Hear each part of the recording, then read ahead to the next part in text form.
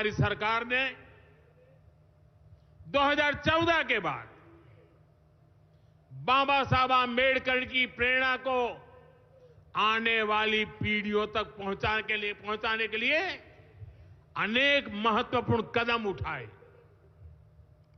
बाबा साहब देश और दुनिया में जहां जहां रहे वे सभी स्थान उपेक्षित थे।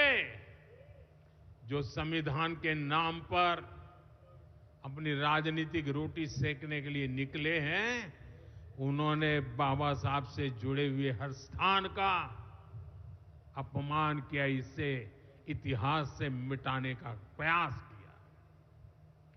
स्थिति ये थी कि मुंबई के इंदु मिल में बाबा साहब आंबेडकर का स्मारक बनाने के लिए भी देश भर में लोगों को आंदोलन करने पड़े।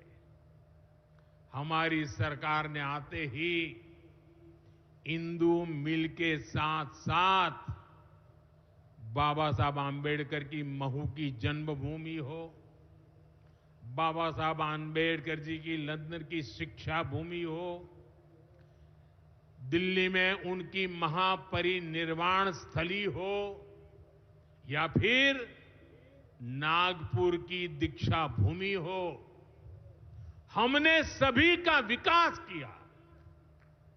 इनको पंच तीर्थ के रूप में विकसित किया है।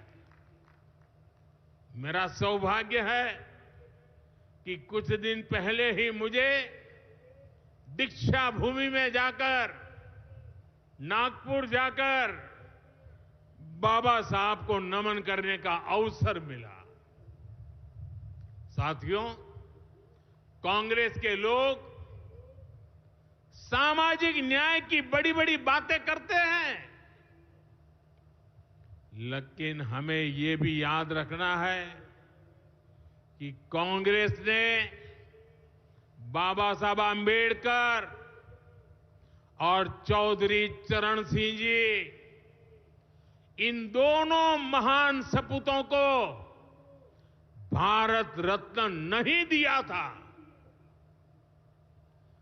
बाबा साहब आंबेडकर को भारत रत्न तब मिला जब केंद्र में भाजपा के समर्थन वाली सरकार बनी। वहीं हमें गर्व है कि भाजपा की ही सरकार ने चौधरी चरण सिंह जी को भी भारत रत्न दिया है।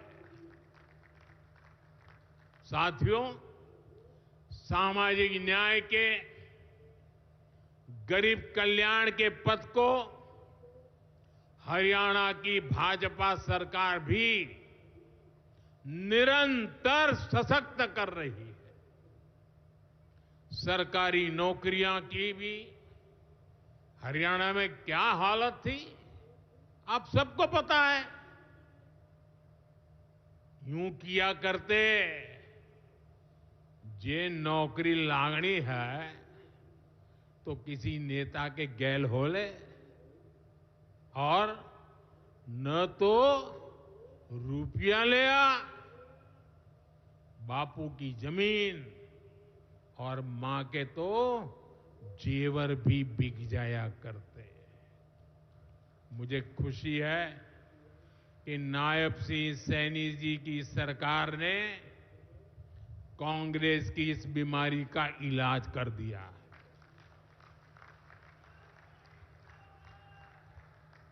बिना खर्ची, बिना पर्ची के नौकरियां देने का जो ट्रैक रिकॉर्ड हरियाणा का है, वो अद्भुत है।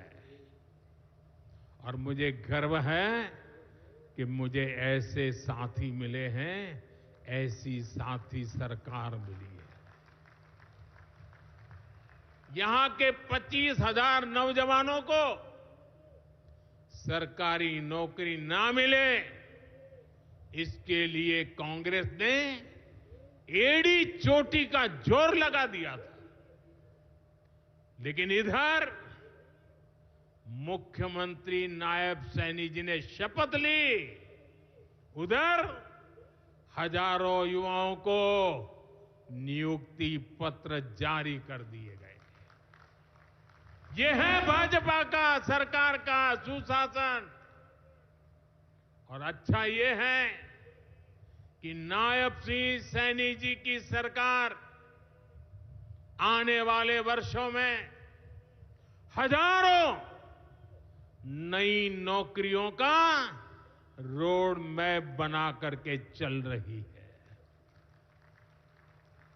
साथियों, हरियाणा वो प्रदेश है जहां बहुत बड़ी संख्या में युवा सेना में जाकर देश की सेवा करते हैं। कांग्रेस ने तो वन रैंक वन पेंशन को लेकर भी दशकों तक धोखा ही दिया। ये हमारी सरकार है जिसने वन रैंक वन पेंशन योजना लागू की। अब तक हरियाणा के पूर्व फौजियों को भी ओआरओपी के वन रैंक वन पेंशन के 13,500 करोड़ रुपए 13,500 करोड़ रुपए दिए जा चुके हैं। आपको याद होगा, इसी योजना पर झूठ बोलते हुए कांग्रेस सरकार ने पूरे देश के फौजियों के लिए सिर्फ 500 करोड़ रुपए का प्रावधान किया था। अब आप सोचिए, अकेले हरियाणा में 13,500 करोड़, और कहां 500 करोड़, कैसी आंख में धूल डालने की प्रवृत्ति थी। कांग्रेस किसी की सगी नहीं है, वो सिर्फ सत्ता की सगी है। वो न दलितों की सगी है, न पिछड़ों की सगी है, न मेरे देश की माता बहन बेटियों की सगी है, और न ही वो मेरे फौजियों की सगी है। साथियों, मुझे पूरा विश्वास है कि हरियाणा विकसित भारत के संकल्प को मजबूती देगा। खेल हो या फिर खेत, हरियाणा की मिट्टी की खुशबू दुनिया भर में महक बिखेरती रहेगी। मुझे हरियाणा के अपने बेटे बेटियों पर बहुत भरोसा है। ये नया एयरपोर्ट, ये नई उड़ान हरियाणा के सपनों को पूरा करने की प्रेरणा बने। और इतनी विशाल संख्या में आप आशीर्वाद देने आए, ये मेरा सौभाग्य है। मैं आपको सर झुका करके नमन करता हूं और अनेक सफलताओं के लिए अनेक अनेक शुभकामनाएं देता हूं, बहुत बहुत बधाई देता हूं।